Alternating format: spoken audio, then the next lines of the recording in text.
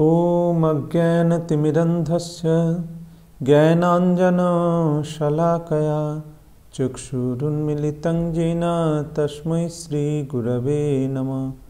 नमो विष्णुपदाय कृष्णपृष्ठाय भूतले श्रीमते भक्तिवेदान्त स्वामिनिति नामिने। नमस्ते सरस्वती देवे गौरवाणी प्रचारिणे निर्विशेष शून्यवादी पाश्चात्यदेशतारिणे। वाञ्छाकल्पतरुभ्यश्च कृपा सिन्धुभ्यैव च पतितानां पावनेभ्यो वैष्णवेभ्यो नमो नमः। नमो महावदन्नाय कृष्णप्रेम प्रदायते कृष्णाय कृष्णचैतन्य नाम्ने गौरतिसे नमः।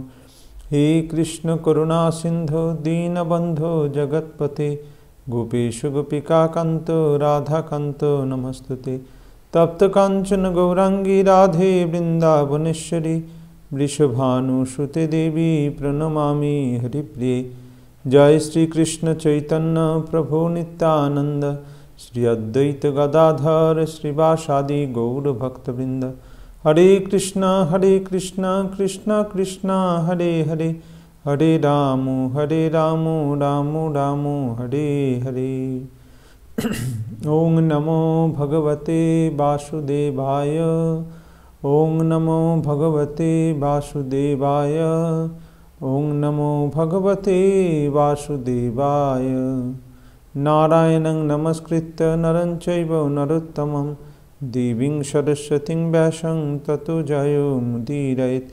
नष्टप्रायेषु अभद्रेषु नित्यं भागवत सेवया भगवती उत्तमश्लोके भक्तिर्भवती नैष्ठिकी। हरे कृष्ण। আমরা শ্রীমদ্ ভাগবত প্রথম স্কন্ধ নবম অধ্যায় ভীষ্মদেবের প্রয়াণ সেই অধ্যায় থেকে পাঠ করছিলাম। গতকাল আমার টেকনিক্যাল প্রবলেমের জন্য ক্লাসটা করা সম্ভব হয়নি।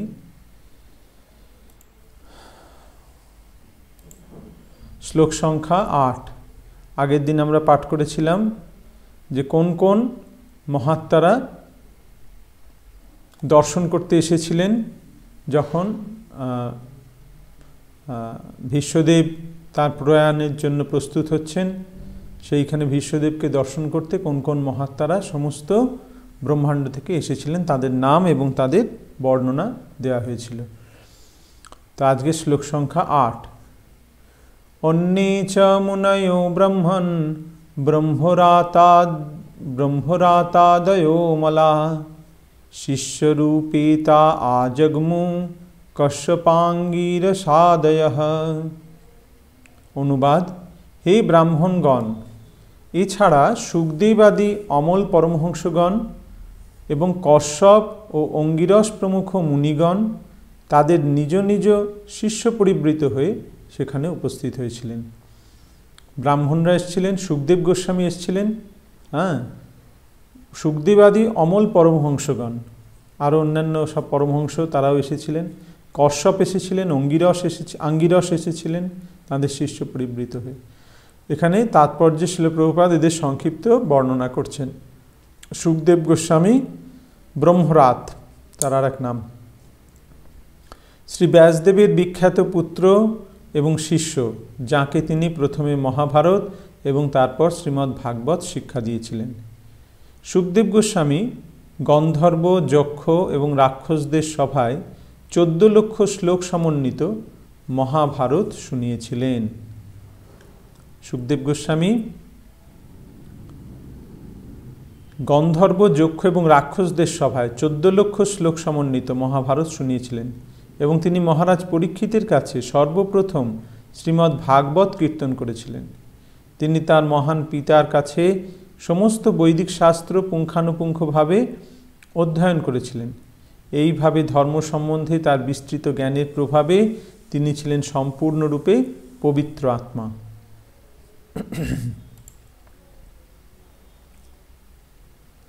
মহাভারতের সভা পর্ব থেকে জানা যায় যে তিনি মহারাজ যুধিষ্ঠিরের রাজসভায় এবং মহারাজ পরীক্ষিতের প্রায়োপবেশনের সময় উপস্থিত ছিলেন। মহাভারতের সভা পর্বে বলা হয়েছে যে তিনি যুধিষ্ঠির রাজসভায় ছিলেন এবং পরীক্ষিতের প্রায় প্রবেশনের সময় যখন তিনি দেহত্যাগ করার জন্য প্রস্তুত হয়েছিলেন, সেখানেও তিনি উপস্থিত ছিলেন।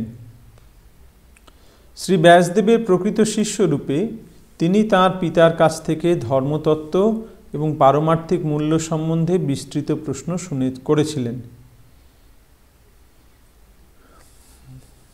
পারমার্থিক মূল্য সম্বন্ধে বিস্তৃত প্রশ্ন করেছিলেন এবং তাঁর মহান পিতাও তাঁকে যে যোগ পদ্ধতির দ্বারা বৈকুণ্ঠ লোক প্রাপ্ত হওয়া যায় সে সম্বন্ধে শিক্ষা দিয়েছিলেন এবং সকাম কর্ম এবং মনোধর্মী জ্ঞানের পার্থক্য সম্বন্ধে উপদেশ দিয়েছিলেন।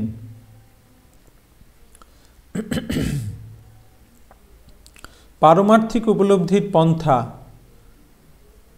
চতুরাশ্রম অর্থাৎ ব্রহ্মচর্য, গার্হস্থ্য, বানপ্রস্থ এবং সন্ন্যাস, পরমেশ্বর ভগবানের পরম পদ এবং তাকে প্রত্যক্ষভাবে দর্শন করার পন্থা, জ্ঞান লাভের উপযুক্ত পাত্র, পঞ্চতত্ত্ব মানে পাঁচটি যে মূল তত্ত্ব, মাটি, জল, আগুন, বায়ু, আকাশ, বুদ্ধির অলৌকিক স্থিতি, জড়া প্রকৃতির চেতনা এবং জীবতত্ত্ব, স্বরূপসিদ্ধ ব্যক্তির লক্ষণ, জড় শরীরের ধর্ম, প্রকৃতির গুণের লক্ষণ, নিরন্তর বাসনার বৃক্ষ এবং মনের কার্যকলাপ আদি বিষয়েও তিনি তাকে শিক্ষা দেন।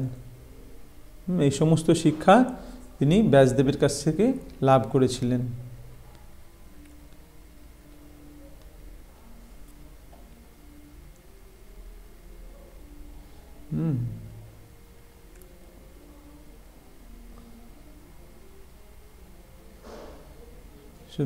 শিক্ষা একসময় তাঁর পিতা এবং নারদ মুনির অনুমতি নিয়ে তিনি সূর্যলোকে গমন করেছিলেন। মহাভারতের শান্তি পর্বে তাঁর অন্তরিক্ষে ভ্রমণের বর্ণনা রয়েছে। অবশেষে তিনি ভগবানের চিন্ময় ধাম প্রাপ্ত হয়েছিলেন। তিনি অরণ্যেয়, অরুণীসুত, বৈয়াসকী, ব্যাসাত্মজ প্রভৃতি বিভিন্ন নামে পরিচিত। কশ্যপ একজন প্রজাপতি, মরীচির পুত্র এবং দক্ষের জামাতা। হাতি এবং কচ্ছপ যার খাদ্য হিসেবে দেওয়া হয়েছিল, সেই বিশাল পক্ষী গরুড়ের তিনি পিতা। গরুড়ের পিতা হচ্ছেন কশ্যপ। তিনি প্রজাপতি দক্ষের 13 জন কন্যাকে বিবাহ করেছিলেন এবং তাদের নাম হচ্ছে অদিতি, দিতি, দনু, কাষ্ঠা, অরিষ্ঠা, সুরসা, ইলা, মুনি, ক্রোধবসা, তাম্রা, সুরভি, শর্মা এবং তিমি। এই সমস্ত পত্নীদের মাধ্যমে তিনি দেব, অসুর আদি বহু সন্তানের জন্ম দেন। তাঁর প্রথম পত্নী অদিতি থেকে দ্বাদশ আদিত্যের জন্ম হয়। তাদের মধ্যে অন্যতম হচ্ছেন ভগবানের অবতার বামনদেব। ভগবদ অবতার বামনদেব কশ্যপের পুত্ররূপে অদিতির গর্ভে আবির্ভূত হয়েছিলেন। এই মহর্ষি কশ্যপ অর্জুনের জন্মের সময়ও উপস্থিত ছিলেন। তিনি পরশুরামের কাছ থেকে উপহারস্বরূপ সমগ্র বিশ্ব প্রাপ্ত হন এবং পরে তিনি পরশুরামকে এই বিশ্ব থেকে চলে যেতে বলেন। তার জন্য তার অন্য আরেকটি নাম হচ্ছে অরিষ্টনেমি। তিনি ব্রহ্মাণ্ডের উত্তর ভাগে বাস করেন। আঙ্গিরস মহর্ষি অঙ্গিরার পুত্র এবং তিনি দেবগুরু বৃহস্পতি নামে পরিচিত। আঙ্গিরস হচ্ছে বৃহস্পতি, বৃহস্পতির আর এক নাম হচ্ছে আঙ্গিরস। কথিত হয় যে দ্রোণাচার্য তাঁর অংশ অবতার। বৃহস্পতি একসময় দৈত্যগুরু শুক্রাচার্যকে প্রতিদ্বন্দ্বিতায় আহ্বান করেছিলেন। কচ হচ্ছে তাঁর পুত্র এবং তিনি ভরদ্বাজ মুনিকে প্রথম আগ্নেয়াস্ত্র দান করেন। তিনি তাঁর পত্নী বিখ্যাত নক্ষত্রদের মধ্যে অন্যতমা চন্দ্রমাসীর গর্ভে অগ্নিদেবের মতো 6 পুত্র উৎপাদন করেন। তিনি অন্তরিক্ষে ভ্রমণ করতে পারতেন এবং তাই তিনি ব্রহ্মলোক এবং ইন্দ্রলোকেও গমন করতে পারতেন। তিনি দেবরাজ ইন্দ্রকে অসুরদের পরাভূত করার বিষয়ে উপদেশ দেন। একসময় তিনি ইন্দ্রকে অভিশাপ দিয়েছিলেন, যার ফলে ইন্দ্র এই পৃথিবীতে শুকর যোনি প্রাপ্ত হয়। বৃহস্পতির অভিশাপে শুকরজনী প্রাপ্ত হয়ে ইন্দ্র এই জগতে এসেছিলেন, পৃথিবীতে এসেছিলেন এবং স্বর্গলোকে ফিরে যেতে অনিচ্ছা প্রকাশ করে। যখন এখানে এসে ইন্দ্র শুকরের জীবন যাপন করছিল, তখন সে সেই জীবনেই খুব সুখী ছিল, যেতে চাইছিল না। মায়ার আকর্ষণের এমনই প্রভাব যে একটি শুকর পর্যন্ত স্বর্গলোকের বিনিময়েও এই পৃথিবীর আসক্তি ত্যাগ করতে চায় না। তিনি বিভিন্ন লোকের অধিবাসীদের ধর্মগুরু।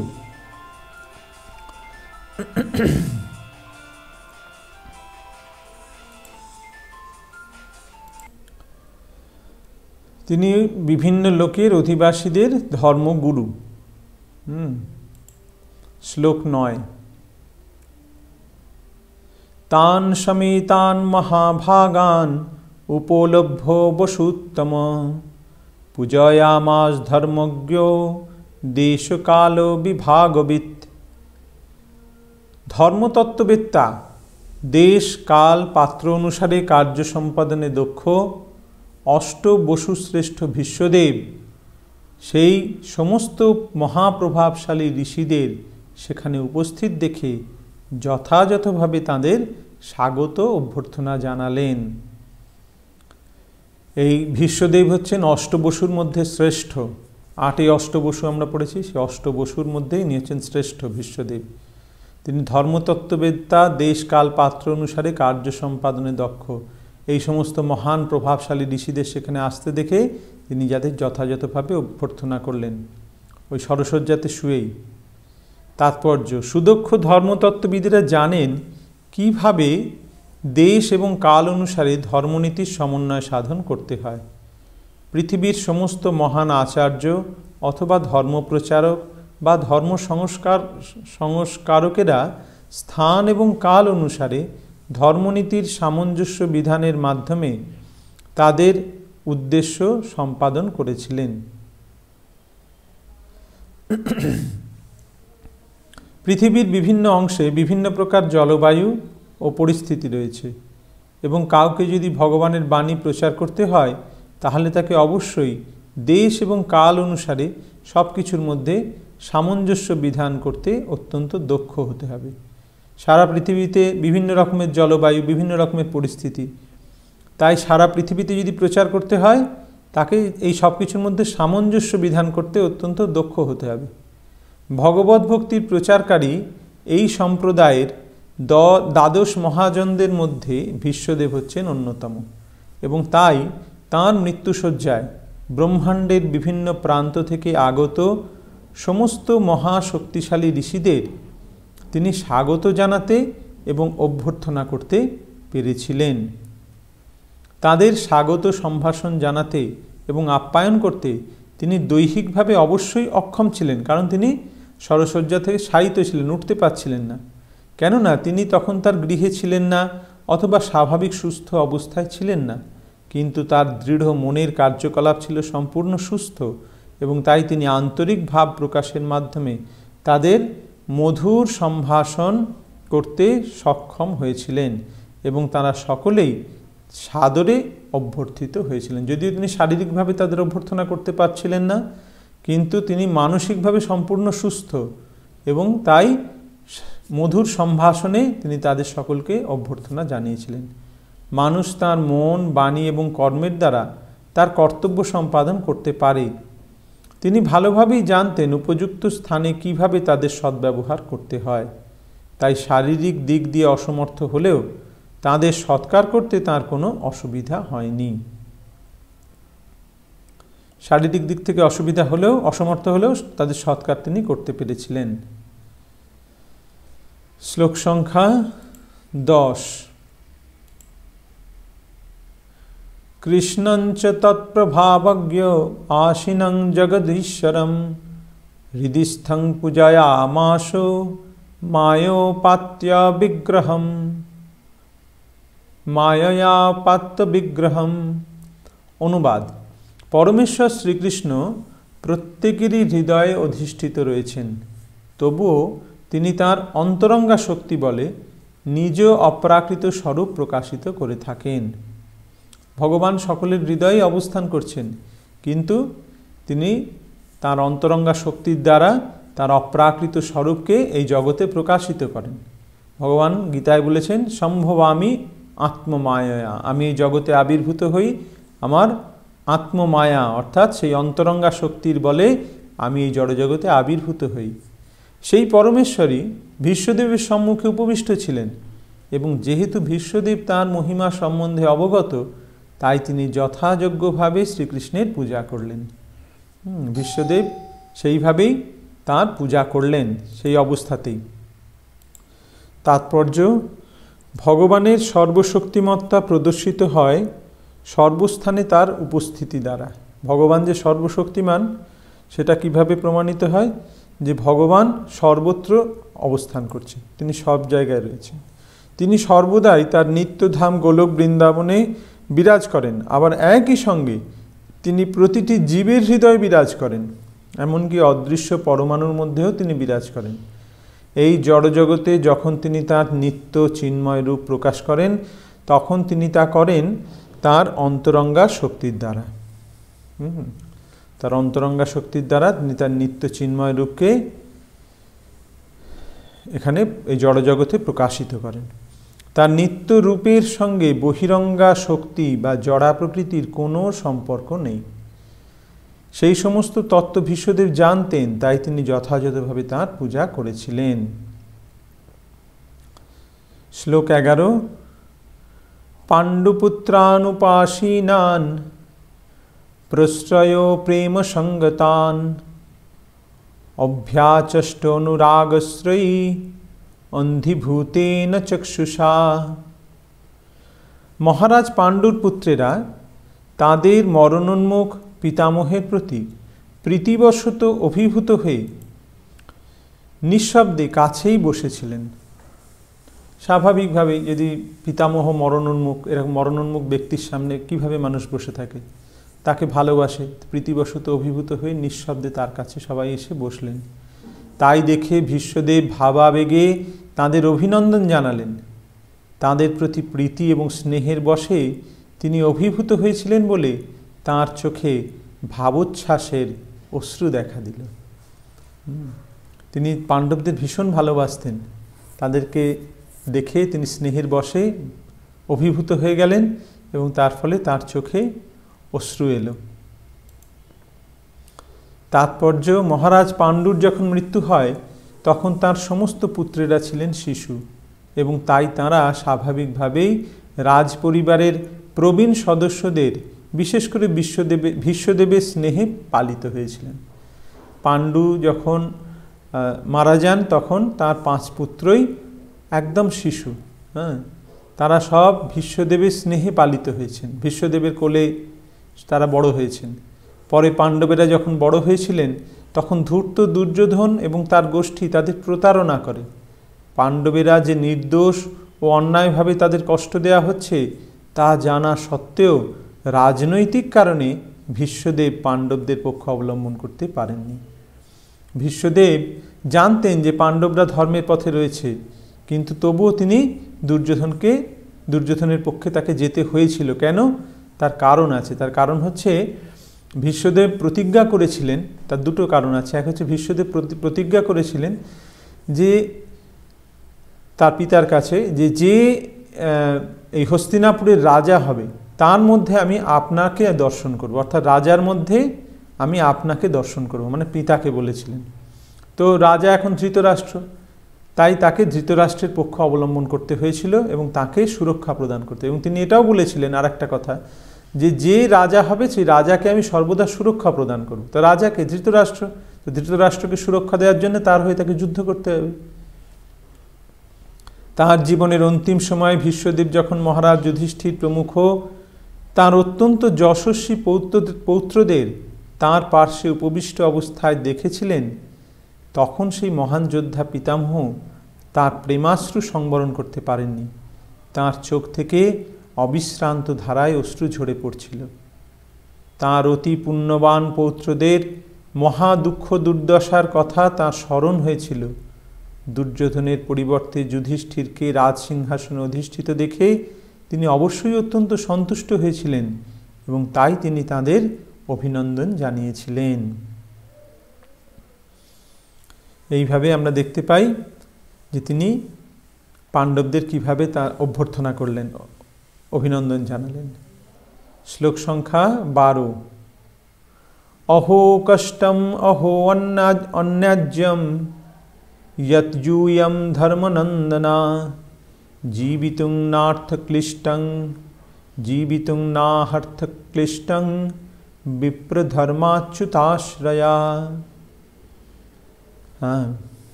ভীষ্মদেব বললেন, হায়, সাক্ষাৎ ধর্মের পুত্র হওয়ার ফলে তোমরা কি ভীষণ দুঃখ কষ্ট এবং কি ভীষণ অন্যায় আচরণ ভোগ করেছ। সেই ভয়ঙ্কর অবস্থার মধ্যে তোমাদের জীবিত থাকার কথা নয়, তবুও ব্রাহ্মণ, ভগবান এবং ধর্মের দ্বারাই তোমরা সুরক্ষিত হয়েছিলে। সেই পুরনো কথা ভীষ্মদেব মনে করে বলছেন যে তোমরা সাক্ষাৎ ধর্মের পুত্র, যুধিষ্ঠির মহারাজ ধর্মপুত্র। তোমাদের কি ভীষণ দুঃখ কষ্ট ভোগ করতে হয়েছে, কি ভয়ঙ্কর অবস্থার মধ্যে তোমরা কাটিয়েছ। তোমরা কিভাবে বেঁচে আছো? ব্রাহ্মণ, ভগবান এবং ধর্মের দ্বারা তোমরা সুরক্ষিত হয়েছিলে। তাৎপর্য, কুরুক্ষেত্রের যুদ্ধে যে ব্যাপক নরহত্যা হয়েছিল সেজন্য মহারাজ যুধিষ্ঠির অত্যন্ত বিচলিত হয়েছিলেন। ভীষ্মদেব তা বুঝতে পেরেছিলেন এবং তাই তিনি প্রথমে মহারাজ যুধিষ্ঠিরের ভয়ঙ্কর দুঃখ দুর্দশার কথা উল্লেখ করেছিলেন। অন্যায়ভাবে তাকে এই সমস্ত বিপদে ফেলা হয়েছিল এবং সেই অন্যায়ের প্রতিকারের জন্যই কুরুক্ষেত্রের রণাঙ্গনে যুদ্ধ হয়েছিল। তাই সেই ব্যাপক হত্যার জন্য তার অনুতাপ করার কোনো কারণ ছিল না। ভীষ্মদেব বুঝতে পেরেছেন যে যুধিষ্ঠির মহারাজ খুব অনুতপ্ত, এত মানুষ মারা গেছে যুদ্ধে। সেই জন্য তিনি প্রথমেই তাদের প্রতি হওয়া যে অন্যায়গুলো সেইগুলোর কথা আগে তুললেন। সেগুলো বলে তিনি বলবেন যে তোমাদের প্রতি যা অন্যায় হয়েছে তার ফলে তার প্রতিকার স্বরূপ এই যুদ্ধ, তাই তোমার অনুতাপ করার কোনো কারণ নেই। তিনি পাণ্ডবদের বিশেষভাবে বোঝাতে চেয়েছিলেন যে তাঁরা সর্বদা ব্রাহ্মণ, ভগবান এবং ধর্মনীতির দ্বারা রক্ষিত ছিলেন। যতক্ষণ তাঁরা এই গুরুত্বপূর্ণ তিনটি বিষয় দ্বারা রক্ষিত, ততক্ষণ তাঁদের নিরাশ হওয়ার কোনো কারণ নেই। এইভাবে ভীষ্মদেব মহারাজ যুধিষ্ঠিরের নৈরাশ্য দূর করার জন্য তাঁকে অনুপ্রাণিত করেছিলেন। যুধিষ্ঠির মহারাজ তখন এইভাবে তাকে অনুপ্রাণিত করলেন।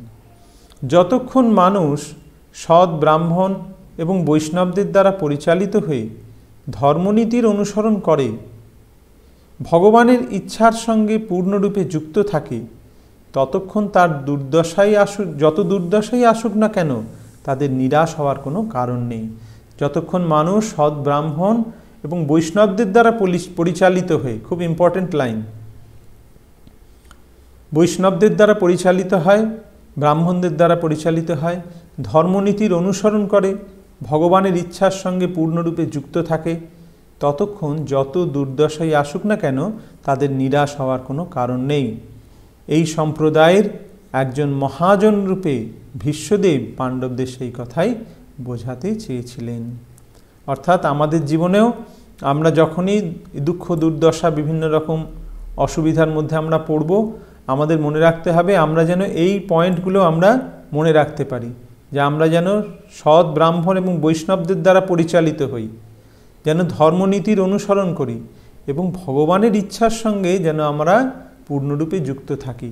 অর্থাৎ ভগবানের যা ইচ্ছা সেটাই যেন আমরা করি, তাহলে আমাদের নিরাশ হওয়ার কোনো কারণ নেই। শ্লোক 13।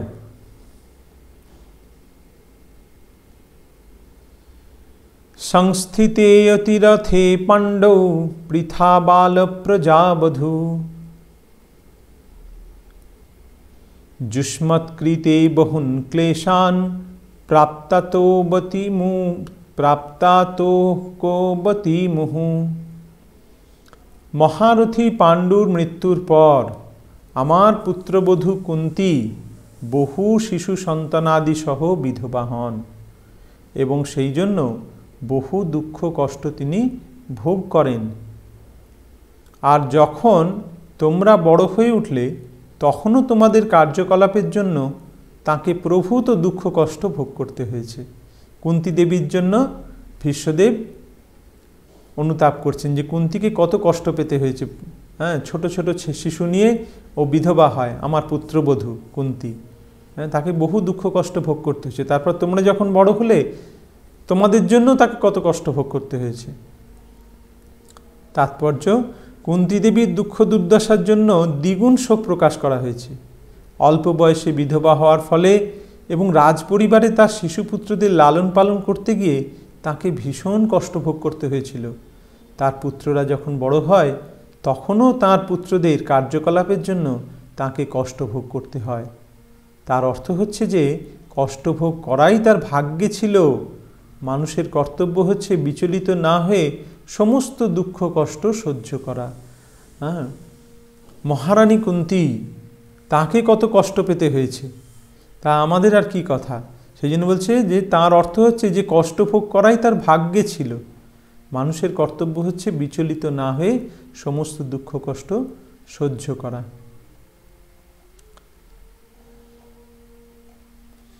আজ আমরা এই 13 নম্বর শ্লোক অবধি পাঠ করলাম। আগামীকাল আমরা এরপরে 14 নম্বর শ্লোক থেকে পাঠ করব। হরে কৃষ্ণ। তো আগের দিনের কুইজের রেজাল্ট আমি আপনাদেরকে দেখাচ্ছি। সকলেই সঠিক উত্তর দিয়েছেন। কারা কারা উত্তর দিয়েছেন সেটা আমি বলবো।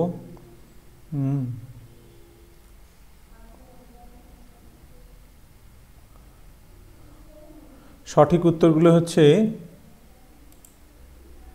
যুধিষ্ঠির মহারাজ যখন ভীষ্মদেবকে দর্শন করতে যাচ্ছিলেন তখন তার আভিজাত্যকে কিসের সঙ্গে তুলনা করা হয়েছে? কুবেরকে গুজ্জক আদি সঙ্গী পরিবৃত অবস্থার মতো মনে হয়েছিল। প্রহ্লাদ মহারাজের গুরুদেব কে ছিলেন? নারদ মুনি। ধৌম কে ছিলেন? একজন মহান ঋষি এবং পাণ্ডব রাজাদের রাজপুরোহিত। শ্রীকৃষ্ণ কার রথে চড়ে ভীষ্মদেবকে দর্শন করতে গিয়েছিলেন? শ্রীকৃষ্ণ অর্জুনের সঙ্গে তাঁর রথে করে গিয়েছিলেন। পর্বতমুনি কে ছিলেন? প্রাচীন ঋষিদের মধ্যে অন্যতম ও নারদ মুনির নিত্য সঙ্গী ছিলেন। তো সকলেই সঠিক উত্তর দিয়েছেন। আমি দেখে বলছি কারা কারা সঠিক উত্তর দিয়েছেন।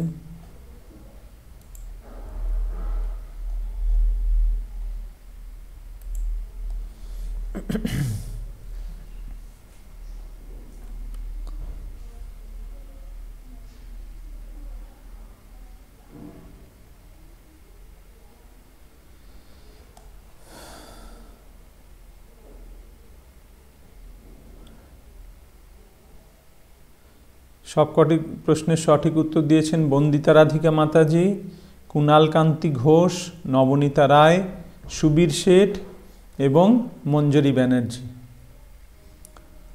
তো আমি পরের কুইজটা আগামীকাল দিয়ে দেওয়ার চেষ্টা করব। কুইজ নাম্বার 5, এটা কুইজ নাম্বার 4 ছিল। তো আজ আমরা এখানেই শেষ করছি। হরে কৃষ্ণ কৃষ্ণ কৃষ্ণ হরে হরে, হরে রাম রাম রাম হরে হরে। গ্রন্থরাজ শ্রীমদ্ ভাগবত की जय, समवेत भक्तवृंद की जय। गौर प्रेमानंदे हरि हरि बोल।